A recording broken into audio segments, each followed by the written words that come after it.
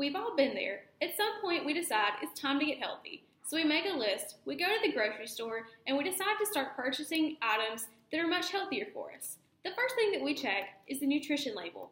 We check the calories, carbs, sugars, and even the ingredient list on this label. But what we won't find on the label is whether or not our product has been genetically modified. The FDA should make it mandatory for genetically modified foods to be labeled and non-genetically modified foods to be labeled accordingly. This is important because we likely all consume these foods every day, but we don't know it because there is no current labeling policy such as this in place. It is important for me to discern that GMOs are not inherently bad. But there are still drawbacks, and consumers have the right to know and choose for themselves whether or not they want to consume these foods. As a recap from my previous speech, GMO stands for Genetically Modified Organism, and the definition by the Non-GMO Project's website in 2015 is a living organism whose genetic material has been artificially manipulated in a lab through genetic engineering. So let's look at the current U.S. policy. The problem is that the current requirements are very minimal. Producers are not required to label their foods, and the FDA's website in 2015 says that producers may choose to label their foods as long as the labels aren't misleading. This is great, but producers aren't choosing to label their foods because they think that consumers won't purchase foods that are labeled as genetically modified. This is actually quite the opposite, as the majority of Americans support a labeling policy, as I will further prove later. The producers of genetically modified foods will likely be the people to lobby against a law such as this passing in Congress, but the overwhelming support of the American people is present, so it will eventually pass. You can see why the current policy needs reform, as it is extremely biased. So therefore, Congress should set a law, upheld by the FDA, that all foods be labeled as either genetically modified or not. When you think about the nutrition label, it is black and white. It is simple, and it is not at all misleading. It would be very simple to just add a section that says product is either genetically modified or product is not genetically modified. After hearing my proposed policy, I'm sure you have a few questions, so I'll address some concerns. My plan will work because there is no other option. Either there is a law for labeling or there is not a law. The problem is that consumers don't know if their foods are genetically modified or not, so therefore the only way to wholly solve this problem is by setting a mandatory labeling law. The world perspective on genetically modified food labeling is that the majority of countries that use these crops have strict labeling requirements. This includes all the European Union. Hemphill and Banerjee, in a journal in 2015, disclosed that 64 countries using GMOs require some form of labeling policy, including all 28 nations of the European Union.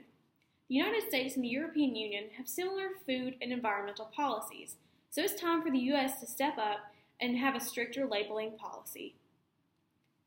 Americans have a need-to-know mindset on policies such as politics, government decisions, and especially what goes into our food. This is an acceptable mindset to have, and it also included in this is the overwhelming support of labeling by the U.S. people. ABC News reported in June 19th of 2015 that almost all Americans, as in 93%, think that the government should require a mandatory labeling law. This is a rare sort of unanimity. Many people choose to avoid genetically modified foods for the unknown long-term health effects. Again, it is important to address that GMOs are not inherently bad. They are good for our crops, they increase yield, they increase bug protection, and it involves more food for our people. But they've only been in production for about 20 years. And while that seems like a long time, in scientific terms, it's really not that long. Many will avoid these types of food until all the possible outcomes are known. The president of the Board of Physicians for Social Responsibility, Robert Gold, stated in 2015 in a Consumer Report that the contention that GMOs pose no risk to human health can't be determined because the time frame has been too short to measure exposure risk over a lifetime. Mandatory labeling helps consumers accurately decide whether or not to consume genetically modified foods. Either the law helps these people or it doesn't affect another set of people. This is because there are two groups: those who care and want to know if their foods have been genetically modified or not, or those who just don't have an opinion and choose to ignore it.